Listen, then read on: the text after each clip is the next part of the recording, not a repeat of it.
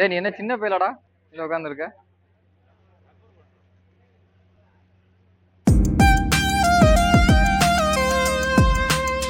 அவர் பாரு அவரே சிரிச்சிட்டு போறாரு. நீ உட்காந்து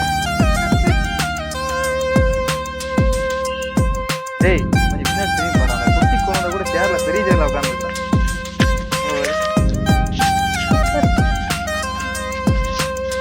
நீ இருக்கியடா அந்த பிள்ளையோட ஒரு ஓவர்டேக் பண்ணிடுற போல. அது பாரு எஞ்சி வா போவோம்.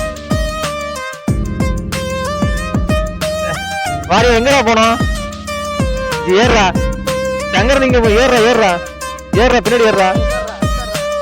தம்பி போறேன்.